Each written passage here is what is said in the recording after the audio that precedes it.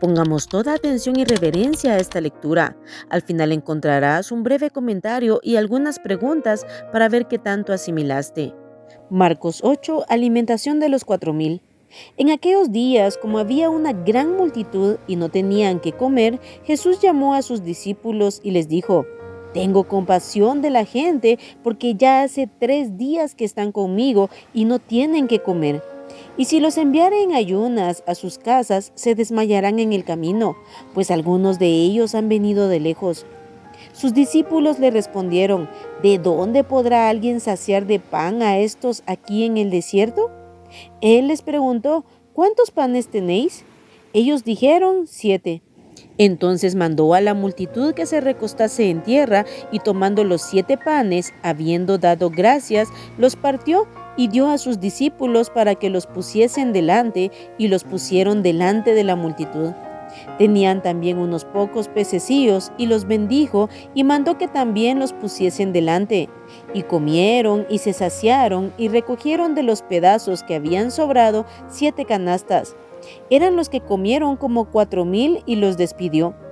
Y luego, entrando en la barca con sus discípulos, vino a la región de Dalmanuta. La demanda de una señal. Vinieron entonces los fariseos y comenzaron a discutir con él, pidiéndole señal del cielo para tentarle. Y gimiendo en su espíritu dijo: ¿Por qué pide señal esta generación? De cierto os digo que no se dará señal a esta generación. Y dejándolos, volvió a entrar en la barca y se fue a la otra ribera. La levadura de los fariseos. Habían olvidado de traer pan y no tenían sino un pan consigo en la barca. Y él les mandó diciendo: Mirad, guardaos de la levadura de los fariseos y de la levadura de Herodes. Y discutían entre sí diciendo: Es porque no trajimos pan. Y entendiéndolo Jesús les dijo: ¿Qué discutís? ¿Porque no tenéis pan? ¿No entendéis ni comprendéis? ¿Aún tenéis endurecido vuestro corazón? Teniendo ojos no veis, y teniendo oídos no oís, y no recordáis. Cuando partí los 5 panes entre 5000, ¿cuántas cestas llenas de los pedazos recogisteis? Y ellos dijeron: 12. Y cuando los 7 panes entre 4000, ¿cuántas canastas llenas de los pedazos recogisteis? Y ellos dijeron: 7. Y les dijo: ¿Cómo aún no entendéis? Un ciego sanado en Betsaida. Vino luego a Betsaida y le trajeron un ciego y le rogaron que le tocase. Entonces, tomando la mano del ciego, le sacó fuera de la aldea y, escupiendo en sus ojos, le puso las manos encima y le preguntó si veía algo. Él, mirando, dijo: Veo los hombres como árboles, pero los veo que andan. Luego le puso otra vez las manos sobre los ojos y le hizo que mirase. Y fue restablecido y vio de lejos y claramente a todos. Y lo envió a su casa diciendo: No entres en la aldea ni lo digas a nadie en la aldea. La confesión de Pedro. Salieron Jesús y sus discípulos por las aldeas de Cesarea de Filipo, y en el camino preguntó a sus discípulos diciéndoles: ¿Quién dicen los hombres que soy yo? Ellos respondieron: unos Juan el Bautista, otros Elías, y otros alguno de los profetas. Entonces él les dijo: ¿Y vosotros quién decís que soy? Respondiendo Pedro le dijo: Tú eres el Cristo. Pero él les mandó que no dijesen esto de él a ninguno. Jesús anuncia su muerte. Y comenzó a enseñarles que le era necesario al Hijo del Hombre padecer mucho y ser desechado por los ancianos, por los principales sacerdotes y por los escribas, y ser muerto y resucitar después de 3 días. Esto les decía claramente. Entonces Pedro le tomó aparte y comenzó a reconvenirle. Pero él, volviéndose y mirando a los discípulos, reprendió a Pedro diciendo: Quítate de delante de mí, Satanás, porque no pones la mira en las cosas de Dios, sino en las de los hombres. Y llamando a la gente y a sus discípulos, les dijo: Si alguno quiere venir en pos de mí, niéguese a sí mismo y tome su cruz y sígame. Porque todo el que quiera salvar su vida la perderá, y todo el que pierda su vida por causa de mí y del Evangelio la salvará. Porque ¿qué aprovechará al hombre si ganare todo el mundo y perdiere su alma? ¿O qué recompensa dará el hombre por su alma? Porque el que se avergonzare de mí y de mis palabras en esta generación adúltera y pecadora, el Hijo del Hombre se avergonzará también de él cuando venga en la gloria de su Padre con los santos ángeles. Y sigue diciendo en el capítulo 9, versículo 1, también les dijo, de cierto os digo que hay algunos de los que están aquí que no gustarán la muerte hasta que hayan visto el reino de Dios venido con poder. Todo lo que leímos en este capítulo está en Mateo 16 que ya comentamos. Pero hoy enfoquémonos un poco en la condición de los discípulos y examinemos nuestro propio corazón. Recordemos que ellos ya habían ido a predicar, habían recibido el poder y la autoridad de Dios para sanar enfermos y liberar endemoniados. Además ya habían visto el poder de Jesucristo haciendo señales y maravillas.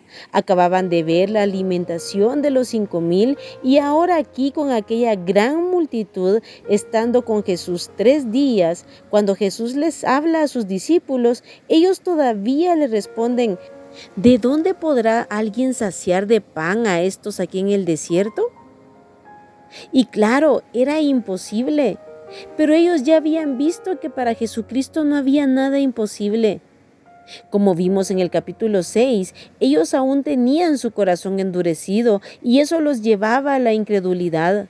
Y como vemos en este mismo capítulo 8, más adelante, cuando Jesús les habla de guardarse de la levadura, o sea, de la doctrina y enseñanzas de los fariseos y de Herodes, les vuelve a reprochar la dureza de sus corazones, cómo no podían ver, ni oír, ni recordar, ni entender. Jesús estaba rodeado de corazones duros e incrédulos. Sus mismos discípulos no podían entender y vemos que los fariseos le estaban pidiendo señales del cielo cuando ya habían visto todas las señales y milagros que Jesús hacía. Siempre que leo este capítulo pienso en mi propio corazón. Este es un espejo de lo que somos como seres humanos. Somos tan duros y tan incrédulos. Nos muestra la realidad de que necesitamos pedirle a Dios continuamente un corazón humilde y sensible, que le podamos creer, que podamos tener oídos para oírle y corazón para entenderle. Necesitamos continuamente la obra de Dios en nuestras vidas. Vemos a Pedro en un momento confesando que Jesús era el Cristo, pero inmediatamente, al poco tiempo, lo vemos siendo usado por Satanás, reconviniendo a Jesús para que Él no diera su vida y muriera por nosotros. Como repito, esto es un espejo de nosotros. Podemos estar en un momento en una gran altura y en otro momento podemos flaquear. Por eso necesitamos continuamente depender de Dios y llenarnos de Él. Jesús llamó a la gente y a sus discípulos y les habla claramente, si alguno quiere venir en pos de mí, niéguese a sí mismo, tome su cruz y sígame. Hoy muchos creen que seguir o servir a Jesús es un motivo de aplauso, de fama, de aceptación. Todo lo contrario a lo que Jesús enseñó. El ser humano es un ser orgulloso que solo quiere autosatisfacerse y autoexaltarse. Pero el que realmente quiera seguir a Jesucristo debe seguir su ejemplo. Debemos morir para nosotros mismos y vivir para Dios. Porque eso sí trae trascendencia eterna. Porque como Jesús dijo, ¿de qué aprovechará el hombre si ganare todo el mundo y perdiere su alma? Y para terminar, nuevamente vemos en el milagro del ciego sanado en Betsaida, cómo cuando la gente lo trajo a Jesús, ellos le rogaron que le tocase. Nuevamente le están diciendo a Jesús cómo debía obrar. Y nuevamente Jesucristo muestra su autoridad y su soberanía y Él lo hace a su manera. En ningún otro momento lo vemos actuando así, pero es que Él sabe cómo actuar con cada persona y cómo tratar con cada uno de nosotros. Si pusiste atención, responde a las siguientes preguntas. Pregunta número 1. ¿Cuántos días estuvo la gente con Jesucristo escuchándole? Pregunta número 2. ¿Qué le respondieron los discípulos a Jesús cuando les mencionó acerca de alimentar a aquella gente? Pregunta número 3. ¿Cuántos panes tenían los discípulos? Pregunta número 4. ¿Cuántas canastas recogieron de lo que sobró? Pregunta número 5. ¿Qué le estaban pidiendo los fariseos a Jesús para tentarle? Pregunta número 6. ¿Qué se les olvidó a los discípulos llevar en la barca? Pregunta número 7. ¿Qué hacía que los discípulos no pudieran creer, no pudieran ver, no pudieran escuchar, no pudieran recordar? Pregunta número 8. ¿Cómo fue sanado el ciego de Betsaida? Pregunta número 9. ¿Quién dijo Pedro que era Jesús?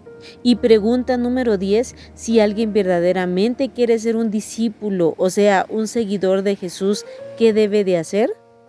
Aquí terminamos el capítulo 8 del libro de Marcos. Recordemos siempre orar y meditar la palabra de Dios.